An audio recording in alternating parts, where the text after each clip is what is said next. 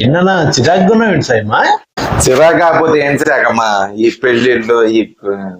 పెళ్లిళ్ళు వస్తుంటే నాకు తలనొప్పి వస్తుంది అనుకో. ఇందమ్మగా చెప్పలేం.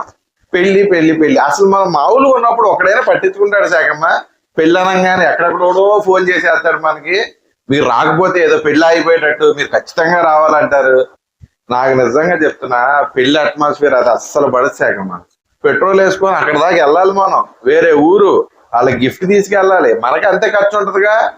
పోనీ ఇలా రెగ్యులర్ కలుస్తారా? కలవరు. పెళ్లిళ్ళప్పుడు మాత్రం ఎక్కడ లేని అన్ని గుర్తొస్తుంటాయి. నాకు ఈ పెళ్లి అంటే నిజంగా చిరాకు వచ్చేస్తుంది శాఖమ్మ.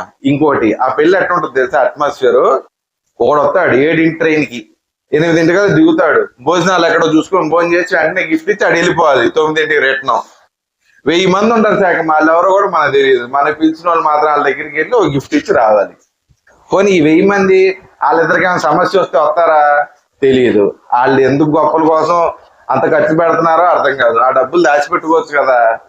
ఏమో శాఖమ్మ, పెళ్లి అంటేనే నాకు చిరాకు వచ్చేస్తుంది. ఏదో అందరం జూనియర్ ఆర్టిస్ట్ లాగా అక్కడికి వెళ్ళి కూర్చుంటున్నట్టు అనిపిస్తుంది నాకైతే. అది నాకు చాలా ఇబ్బందిగా అనిపిస్తుంది పెళ్లి అంటే. ఈసారి ఎలాగైనా నిన్నమ్మకి చెప్పేస్తా నేను రానని చెప్పి. ఏందో ఈ పెళ్లిళ్ళు, ఇది నాకైతే తలనొప్పి వచ్చేస్తుంది అనుకో. నిజంగా ఆ పెళ్లి అంత గ్రాండ్ చేస్తున్నారు కదా, రేపు పొద్దున వాళ్ళిద్దరికి ఏమైనా సమస్య వస్తే వీళ్ళందరూ వస్తారా 1000 మంది? వాళ్ళకన్నా ఉండాలి కదా శాఖమ్మ. ఈ పెళ్లి ఇలానే చేస్తా ఉంటారు.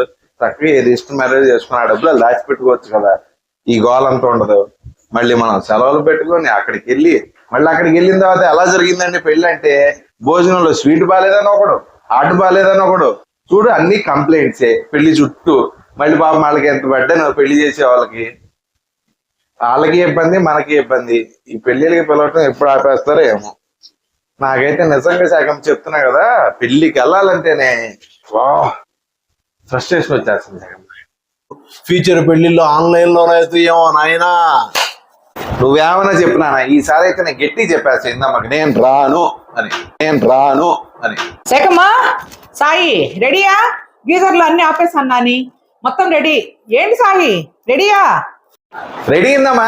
దేనా పెళ్లి టైం అవుతుంది. ఇదిగో బ్యాగ్ కూడా తీసుకుని అయిందమ్మా. దానా వెళ్దా దా అయిందమ్మా. సాయి వాణి పిన్ని. పిన్ని బయలుదేరా. ఇదిగో సామాన్ అంతా పెట్టేసాం, బయలుదేరుతున్నాం. మేము లేకపోతే ఎంత, అసలు మేము లేకుండా పెళ్లి జరుగుద్ది ఏంటి? మస్తు షేడ్స్ ఉన్నారా నీలా? అబ్బో కమలాసన్.